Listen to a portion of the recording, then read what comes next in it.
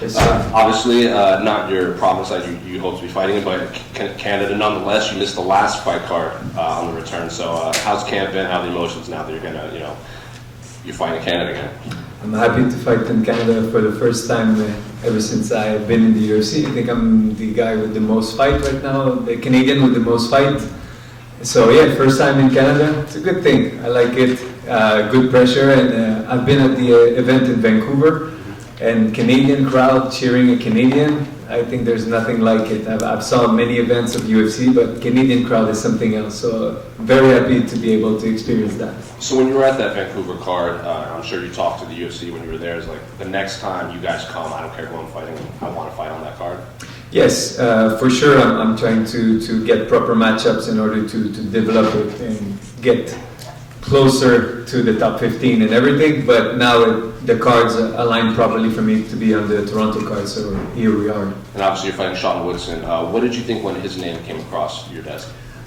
Didn't know much. I know one time he commented on one of my pictures on Instagram. He said, let's fight.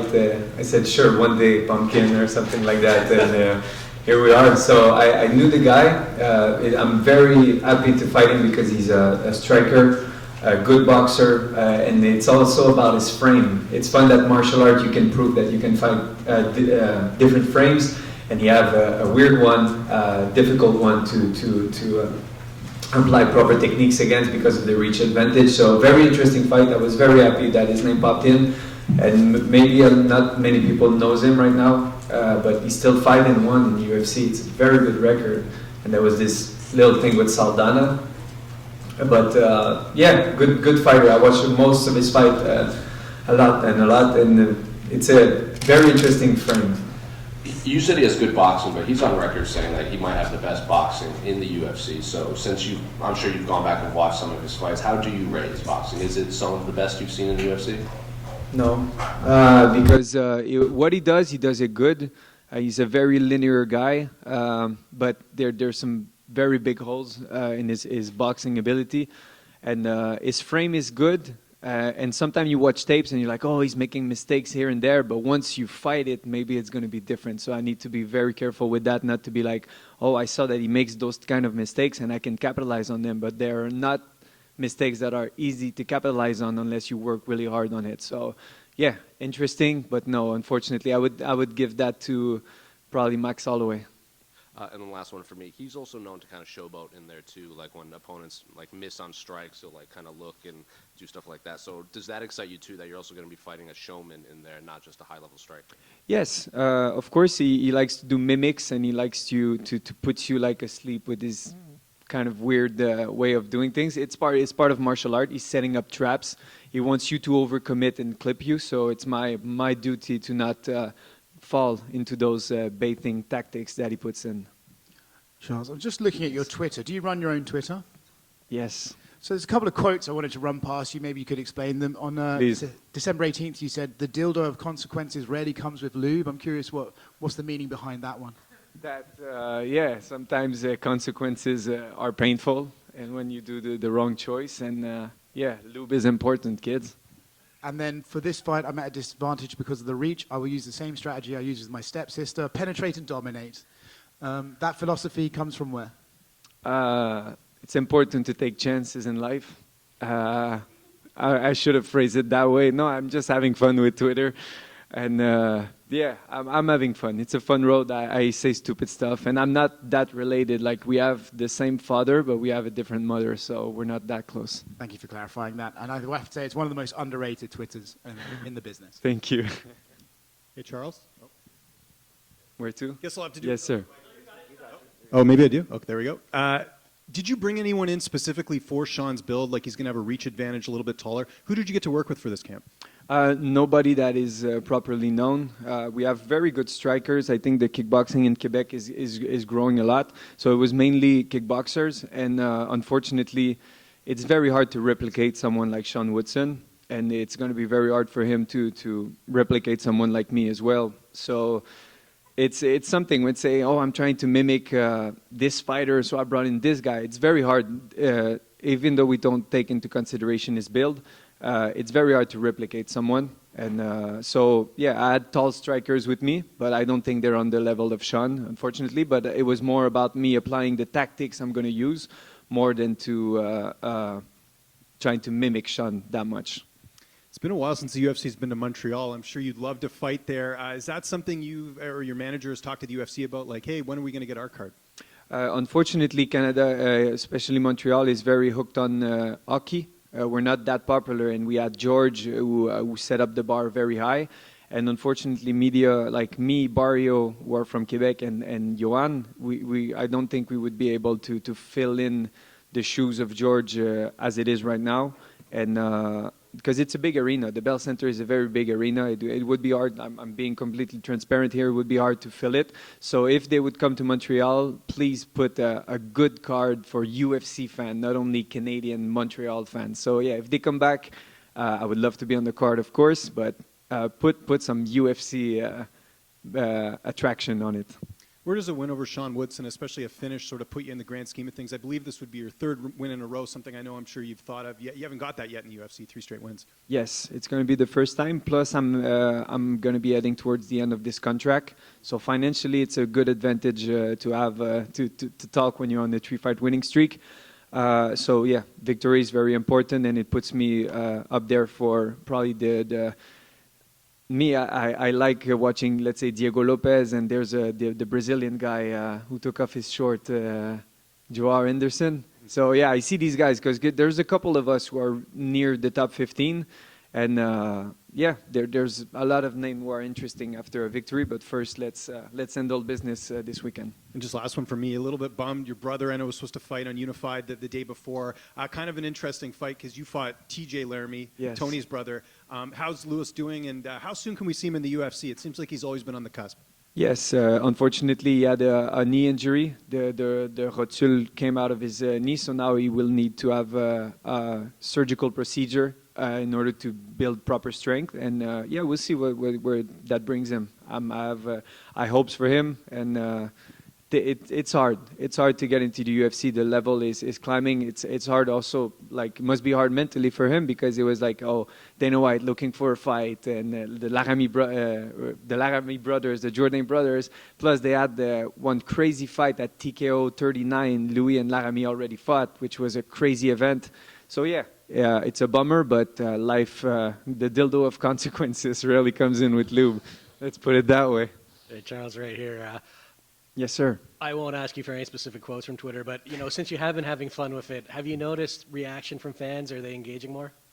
Yes, we're not here for a long time. We're here for a good time. I like this quote. I would find a way to make it stupid, but it's true. People, I think sometimes you take it a little bit too much serious. I'm enjoying it, and I see that fans are like. They post like those GIF, they're called, and they're like, what is wrong with this guy? Or he has too much concussion. I might. So it's fun. More interaction. That's good to hear. And, you mentioned being the longest tenured or most Canadian fighter with the most fights. That was John McDessie, who spent 13 years in the UFC. When you look at that and you're 28, do you go, man, I'd love to be here in 10 years? Or do you think, boy, I hope I'm not? I'll see. I'll take it one step at a time. Because sometimes when you take a career too far, there might be some consequences physically and mentally that can come with it. So yeah, my Twitter would get more horrible with more concussion. So I might stop before that. And just on that kind of thread, I mean, obviously the title is a goal for every fighter, but do you have other milestones that you want to hit in your career? No, I'm taking one step at a time. When I'm planning too much ahead, I tend to lose my focus a bit. So I'm a day-to-day guy. All right, best of luck. Thank you very much. Back here. Yes, sir.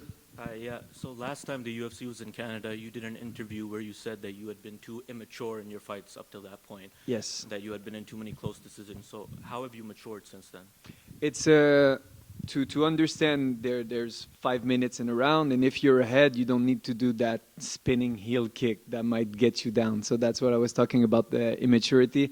There's some risk that you can take when there's an opportunity for it, but those opportunity comes, don't try to chase them too much. So that's what I meant by being an immature fighter. And now I know, like against Kron, I was looking at the clock. Okay, I'm in his guard. Did he throw more punches than me? I'm more conscious about the fact that because there's a lot of fighters, let's say in the top 15, they're not only good at fighting, they're good at winning. So I need to be good at winning if I want to reach that level. There's some guys who knows what they're doing, and once they know they have 2 rounds in the book, they fight on the defensive for the last round, everything. So I need to be taking those things into consideration now. And one more thing, you also said that while strategy is important, your thirst for blood is most important. So is that something you can train? I was fortunately born with it. I was never a very skilled fighter, but I had balls when I was younger. Let's say in TKO, I became double champ, and I never had strategy during a fight. It's just, oh, you're fighting this guy, what's your strategy? I was like, I don't know, I'm going to punch him, you know? So I never had that much strategy, but now building up with time, aging, I see that it's very important to apply not only strategy, but I see that you can see it. There's a lot of guys who are very good strategists, and when it comes to fighting, but they don't have like that extra bloodthirst. And unfortunately, when they reach that level where you need to mix the two, it doesn't go well for them. So yeah, I think I'm blessed to have this thirst for blood. Thank you. Thank you. Charles, Neil Davidson from the Canadian Press. Je vais essayer une question en français Let's si do je it. peux, pour votre client à Québec. Est-ce que vous pouvez parler un peu au sujet de votre lutte samedi? Vous êtes confident de la résultat? You want me to answer it in French? Okay, perfect. Oui, je suis très confiant au niveau de ma lutte. Sean Woodson est pas très habile en termes d'amener au sol. Sa lutte ne m'impressionne pas. Ça reste un combat d'MMA, mais je dois être conscient qu'il peut m'amener au sol aussi. Mais c'est pas la plus grosse menace que Sean Woodson m'apporte. Yes, sir. I'll go with another question in French if people don't mind. Salut Charles, ça va bien? Ça va bien, toi? Oui. Tu parlais un peu de pas de rester trop longtemps tantôt. J'aimerais juste te ramener à Oli Mercier qui a décidé d'arrêter probablement au bon moment dans son cas. Est-ce que tu prends des notes de ce qu'il a fait, des décisions qu'il prend par rapport à ça? Oli a gagné 2 fois PFL, ce qui est vraiment impressionnant. C'est 2 millions de dollars, c'est 8 combats en 2 années. Je lui lève mon chapeau. Oli a une façon de combattre qui n'est pas la mienne. J'ai une façon de combattre qui est beaucoup plus dangereuse. Je suis beaucoup plus à risque de manger des coups parce que je ne suis pas un aussi bon tacticien que lui. On va mettre ça comme ça. Je suis plus dans le spectacle, dans le sang. Donc, on est très différents. Donc, c'est sûr que nos parcours vont être encore une fois, très différents. Yes, sir. Charles, over here. You said you don't like to look ahead, which makes a lot of sense. But this is entering, I think, your 5th year in the UFC. Have you had a chance to look back at all, and how would you sort of describe your run so far with the company? A courageous run, a lot of bad decisions, which made me a better fighter, a better man overall. Like I have a 6-5 record, like off the chart. It's not appealing to see that, but you can see that I'm growing every fight, so it's good. I arrived in the UFC fairly young, 23, and I was already I had balls. Like fighting my second fight in Korea against Duo Choi was like this hard hitter, and I took it. And it was the first time in my life I got hit that hard, got knocked down, got back up, knocked him down. Then we exchanged blows. I finally knocked him out. So I'm very happy about most of the choices I made, and all the bad things that happened to me made me stronger mentally and physically. So I'm grateful for this. It's one hell of a ride. Let's put it that way. I know we just mixed up Sean Woodson and Sean Strickland for a second. Do you have a pick for the main event between Strickland and Duplessis? How do you break that one down? Duplessis hits hard, and Strickland is like this cardio machine. And I rarely saw someone as genuine and has such a good energy as Strickland. We signed poster yesterday. When he talks with you, he looks at you in the eye. It's very impressive character, and it feels like he doesn't have much pressure on his back. And when you find that flow state, you perform to the best of your ability. So I think I'm going with Strickland 2024. One in the back over here, Charles. So Georges St. Pierre, he did an interview this week, and he said that fighting in Canada, he expects that to give you an extra edge and a push. Do you expect to have an extra edge? Yes, but I need to make sure that the fans' thirst for blood doesn't get mixed between mine. I need to stay very strategic with Sean because I think one of his most dangerous attacks is the knee down the middle, and I'm a pressure fighter, so I need to be very careful I don't lose my composure because you guys are screaming so much, so I need to be careful with that. That's it. Good. Thank you very much.